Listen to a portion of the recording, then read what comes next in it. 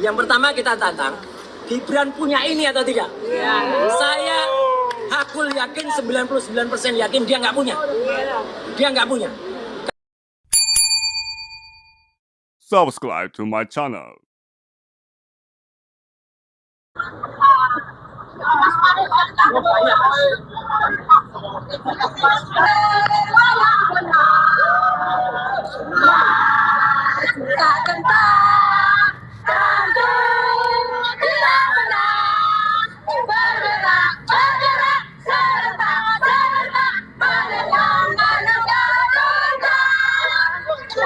Assalamualaikum warahmatullahi wabarakatuh. Ya, alhamdulillah atas berkat doa seluruh teman-teman dan seluruh rakyat Indonesia, saya kembali lagi ke tanah air. Dan ini yang paling penting, ini sekaligus jawaban kita semuanya untuk para termul. Ya, saya tidak melarikan diri, saya melakukan tugas suci, tugas murni, tugas untuk memberi kejelasan kepada masyarakat Indonesia tentang apa yang terjadi. Maka kita ucapkan terima kasih kepada seluruh jajaran, utamanya pemerintah Republik Indonesia. Diberi visa 3 tahun. Jadi Kaleng-kaleng. Ya, kalau mau kita lakukan penelitian lagi, saya kapan nanti ajak Michael dan udah janji itu. ajak Dr. Rismon, ajak teman-teman peneliti yang lain, mungkin ajak teman-teman, ayo. Dan satu lagi, Forum Diaspora Indonesia yang ada di Australia sangat menyambut baik dan sangat menyambut gembira kedatangan kita, kehadiran kita, adik kata kita ke sana. Ya, itu yang pertama. Jadi alhamdulillah ya kita pergi dengan niat suci, niat tulus, niat baik dan didukung oleh jajaran pemerintahan. Ya, jadi tidak benar ada indikasi termul kalau wah itu nanti ditangkap Interpol dan lain sebagainya. Alhamdulillah. Yang pertama, ya.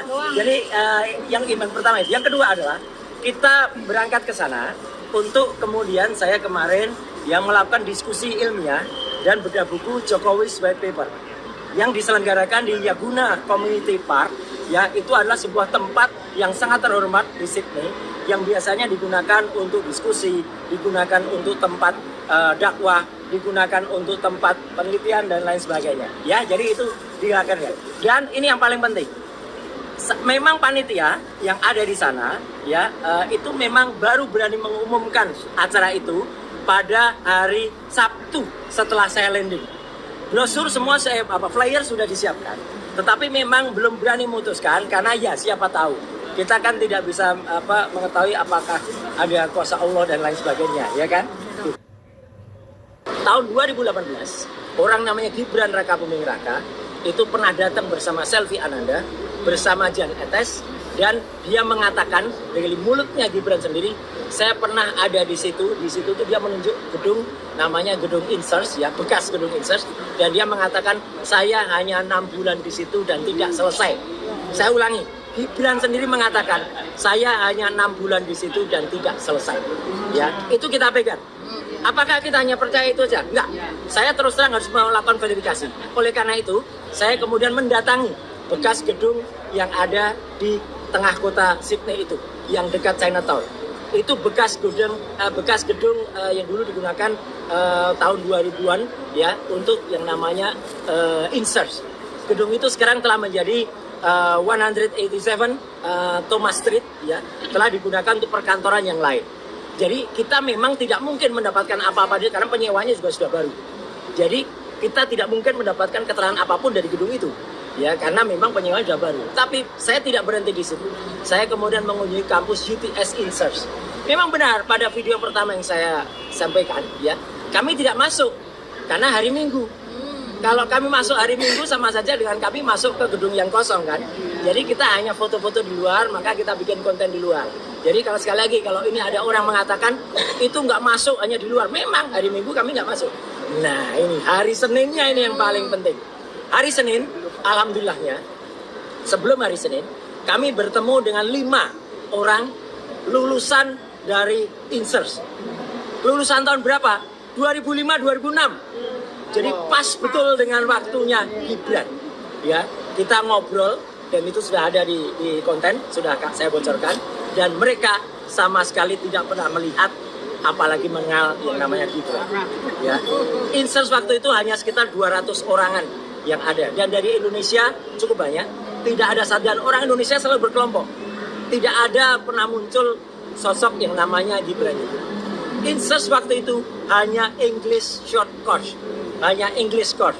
English course itu nanti saya jelaskan ya apa yang ada di situ, apa yang karena orang kalau mau masuk ke UTS mau kerja memang harus meroleh satu tahapan bahasa Inggris yang cukup. Kalau enggak dia tidak akan bisa diterima. Tidak hanya itu, kami mendatangi beberapa lembaga yang menyelenggarakan, ini agen. Jadi kalau waktu itu ada seorang namanya Inalim yang cerita bla bla bla bla, saya tidak akan mendapatkan hanya dari Inalim. Saya sudah datang ke kantor-kantor agen itu.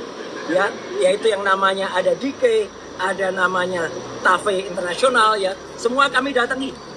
Kami tanya syarat-syarat. Kalau orang Indonesia mau sekolah di sana tuh syaratnya apa? Jelas betul dikatakan syaratnya adalah harus lulus minimal adalah year atau SMA atau year ke 9 year ke 10 atau year ke 11.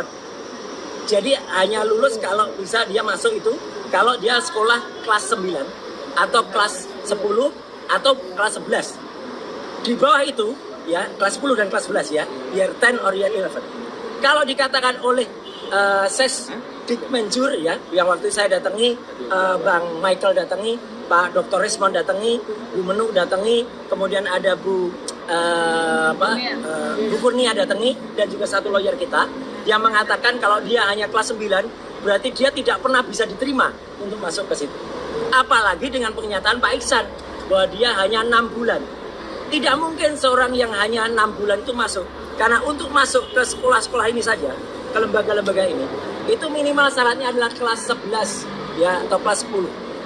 Ya, jadi di sana itu dilaksanakan kelas 12 ya. Tidak bisa kalau dia tidak lulus tiba-tiba dia mendapatkan yang namanya surat penyetaraan. Nah, ini yang makanya kita tanya, apakah ada surat penyetaraan yang kemudian semacam ini bisa loh. Ini pun istilahnya salah. Surat penyetaraan ini istilahnya grade 12, grade 12. Tidak pernah dikenal yang namanya grade di sana. Yang dikenal tuh year. Ya, jadi year 10 or year 11. Tidak ada yang namanya grade. Dan akhirnya ini bukti kunci yang saya peroleh. Sekarang ya, kita tantang kepada Gibran Raka Buming Raka. Apakah dia memiliki ya bukti seperti ini? Inilah yang namanya. Jadi betul Bu. Nanti dia akan nyetak ya gitu. Apakah dia memiliki bukti ini? Ini yang namanya sertifikat UTS Insert. Enggak apa-apa, disum enggak apa-apa. Saya sudah sembunyikan informasi yang rahasia.